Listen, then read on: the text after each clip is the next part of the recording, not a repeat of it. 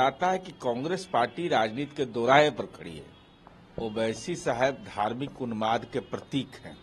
इनकी राजनीति की केवल और केवल एक ही पूंजी है कि राजनीति में उन्माद की भाषा बोले। लेकिन मुकाबला में एनडीए गठबंधन आगे रहेगा।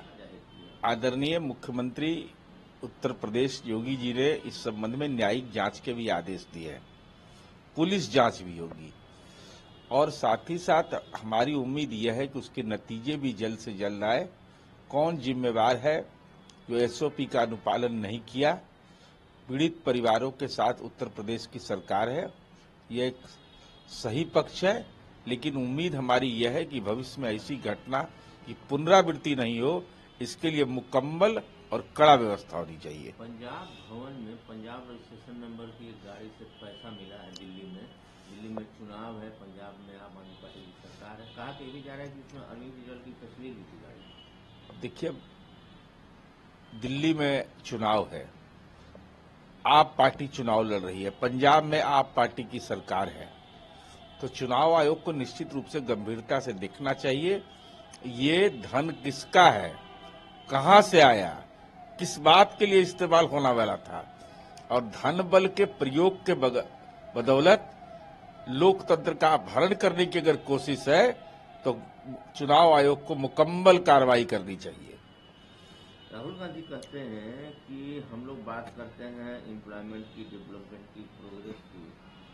10 साल में आम आदमी पार्टी ने दिल्ली में कुछ नहीं किया, शीला दीक्षित ने किया, और केवल फॉल्स प्रॉमिस अरविंद केजरीवाल मोदी जी की तरफ करते हैं। माननीय राहुल गांधी जी, ये मंतव्य आपको विधानसभा चुनाव के समय क्यों दे रहे हैं?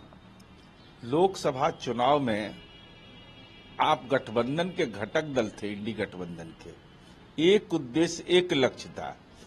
उस समय भ्रष्टाचार आपको नजर नहीं आया था, उस समय अनाचार नजर नहीं आया था, वायदे पर कायम नहीं रहना अरविंद केजरीवाल की कार्यनीति नजर नहीं आया था।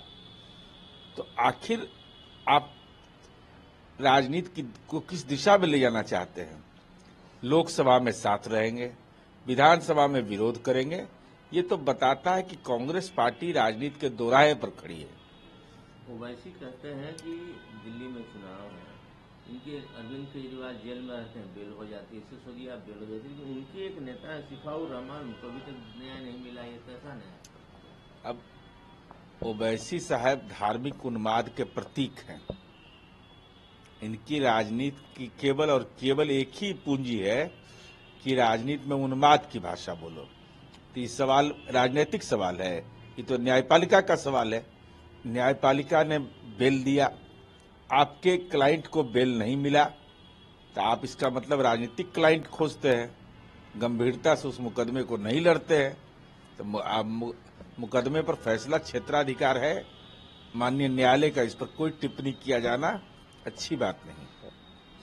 ये कैसा अलायंस है इंडिया अलायंस की? कांग्रेस के संदीप दीक्षित चैलेंज कर रहे हैं अरविंद केजरीवाल को, आइए डिस्कस कीजिए प्रोग्रेस पे। मेरी मां शीला जी ने 10 साल में क्या किया और आपने क्या किया? दिल्ली की तस्वीर कितनी बदली है ये तो पूर्वांचल के लोगों को एहसास है। गलियां तक नहीं बनी है, लोग का जीना दुभर है। कैसा विकास शीला दीक्षित जी ने किया ये तो कांग्रेस अपने खाते में जाने। अरविंद केजरीवाल जी का तो विकास साफ दिखाई पड़ता है कि 2 पर 1 फ्री दारू है, इनका तो अलग कार्यशैली है। शराब पियो, मस्त रहो, अपने आवश्यकता के बारे में मत बताओ, यही तो कार्यनीति है। अब मुकाबला दोनों के बीच हो रहा है, लेकिन मुकाबला में एनडीए गठबंधन आगे रहेगा। हेमंत बिश्व शर्मा कहते हैं कि जिस तरह से बातें अरविंद केजरीवाल कर रहे हैं, लगता है तिहाड़ जेल में रहे उसका असर तो नहीं हो जाएगा, माइंडसेट क्रिमिनल टाइप की। अब इस संबंध में तो हेमंत बिश्व शर्मा ही बता सकते हैं। नीतीश राणे कहते हैं कि हमारी सरकार जो मुंबई में है ये इम्पीचमेंट की पॉलिटिक्स को कभी बर्दाश्त नहीं करेगी, जो लोग करते हैं वो अपना सोचें। भाई, तुष्टीकरण किसको कहते हैं? जब सबका साथ, सबका विकास, सबका सम्मान ये केंद्र सरकार की कार्य योजना है, तो तुष्टीकरण किसको कहते हैं? आखिर हर विभाग के लिए आवंटन होता है, अल्पसंख्यक विभाग के लिए भी आवंटन होता है, शिक्षा विभाग के लिए भी आवंटन होता है। इस तुष्टीकरण शब्द हमको अब तक समझ में नहीं आया है राजनीति में संतुष्ट नहीं हो तो वो अलग विषय है, लेकिन संविधान तो सबको संतुष्ट करता है। हमसे जुड़े रहने के लिए हमारे YouTube चैनल को सब्सक्राइब करें और नई वीडियो की नोटिफिकेशन के लिए बेल आइकॉन को दबाएं। अगर आप ये वीडियो Facebook पर देख रहे हैं तो लाइक जरूर करें और ज्यादा से ज्यादा शेयर करें। धन्यवाद।